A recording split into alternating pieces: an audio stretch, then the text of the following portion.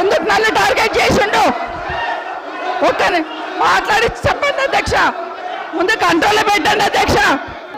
కూర్చోండి రాజశేఖర రెడ్డి గారు. నేను కొడంగల్ శాసనసభలో ఓడిపోయిన తర్వాత 2019 పార్లమెంట్ ఎన్నికలు వచ్చినప్పుడు కాంగ్రెస్ పార్టీ నన్ను పార్లమెంట్ పోటీ చేయమని అన్నప్పుడు ఇదే సబితక్క ఇంటికి వెళ్ళి ఇదే సబితక్క నన్ను పిలిచి నువ్వు మల్కాజ్గిరి పార్లమెంట్ లో పోటీ చేయి, ఎన్నికల్లో నీకు అండగా నిలబడతా అని నాకు మాట ఇచ్చి పార్టీ నన్ను ఎంపీగా డిక్లేర్ చేసిన మరుక్షణం టీఆర్ఎస్ తో మాట్లాడుకొని పోయి టీఆర్ఎస్ లో చేరింది అధ్యక్ష.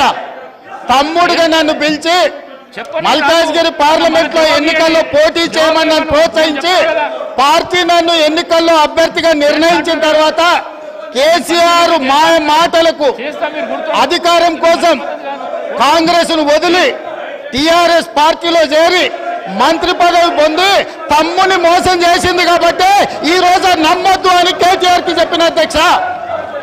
ఇది నిజమా కాదా సబితక్కను గుండె మీద చేసుకొని చెప్పమని నన్ను మల్కాజ్గిరిలో పోటీ చేయి కాంగ్రెస్ నుంచి, నీ ఎన్నికల్లో నేను గెలిపించే బాధ్యత తీసుకుంటా నాకు చెప్పి నేను ఎన్నికల్లో నిలబడడం డిక్లేర్ అయిన తర్వాత కాంగ్రెస్ ను వదిలేసి టీఆర్ఎస్ లో చేరి మంత్రి పదవి పొంది ఈ రోజు వచ్చి మాకు నీతులు చెప్తే మేమేమన్నా అమాయకులమా అధ్యక్ష? శ్రీమతి సబితా ఇంద్రారెడ్డి గారు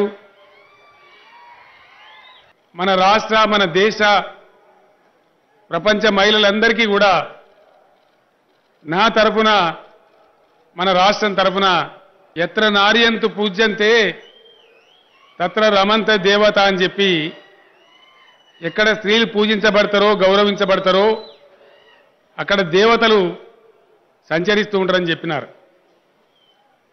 తెలంగాణలో కూడా మన పేదింటి బిడ్డల్ని ఆదుకోవడానికి అనేక కార్యక్రమాలు మనం తీసుకుంటా ఉన్నాం.